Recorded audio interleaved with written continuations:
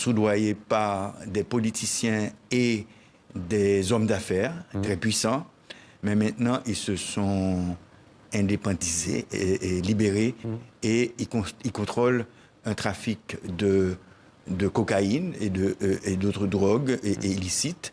Ils contrôlent un trafic de munitions et d'armes. C'est un trafic très lucratif. Et ils font aussi un trafic d'organes. Trafic d'organes? Oui. C'est-à-dire? C'est-à-dire qu'ils tuent des gens et enlèvent leurs organes et les exportent vers l'étranger. Comment Haïti a-t-il pu en arriver là?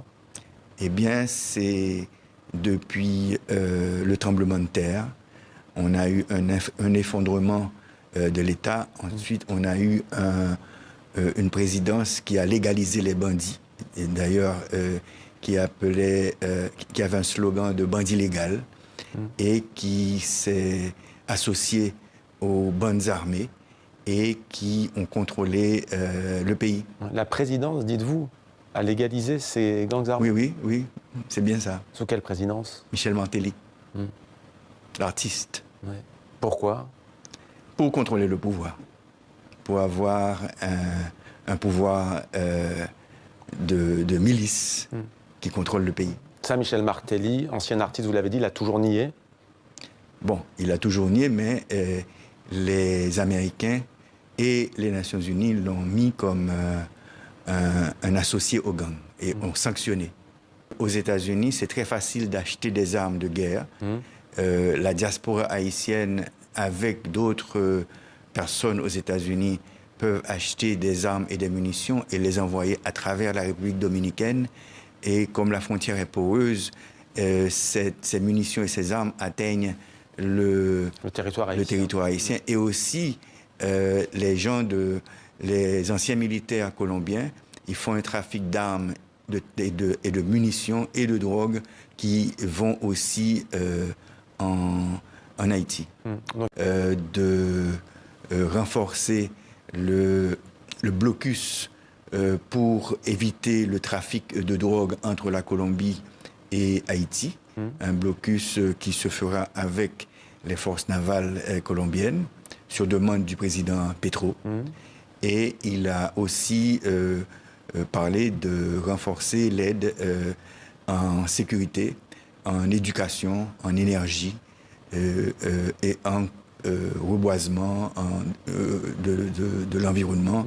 Et aussi, sur ma suggestion, d'aider à former un corps civique qui inclurait les enfants soldats, les jeunes qui sont au chômage pour aller aider au reboisement du pays. Quand vous dites les enfants soldats, ce sont les enfants enrôlés dans les gangs armés, notamment à Port-au-Prince? Ce sont les enfants des rues qui ont été enrôlés et qui sont exploités par les gangs et qui servent de bouclier humain aux gangs. Comment expliquez-vous, Monsieur le Président, qu'en Haïti, ces gangs armés soient aussi puissants au point de contrôler désormais, on le dit depuis maintenant des mois, une grande partie de Port-au-Prince? D'abord, ils avaient été soudoyés par des politiciens et des hommes d'affaires très puissants, mais maintenant ils se sont indépendisés et libérés et ils contrôlent un trafic de cocaïne et d'autres drogues et illicites. Ils contrôlent un trafic de munitions et d'armes. C'est un trafic très lucratif. Et ils font aussi un trafic d'organes. Trafic d'organes? Oui. C'est-à-dire? C'est-à-dire qu'ils tuent des gens et enlèvent leurs organes et les exportent vers l'étranger. Comment Haïti a-t-il pu en arriver là? Eh bien, c'est depuis le tremblement de terre. On a eu un effondrement de l'État. Ensuite, on a eu une présidence qui a légalisé les bandits. Et d'ailleurs, qui avait un slogan de bandit légal et qui s'est associé aux bandes armées et qui ont contrôlé le pays. La présidence, dites-vous, a légalisé ces gangs armés? Oui, c'est bien ça. Sous quelle présidence? Michel Martelly, l'artiste.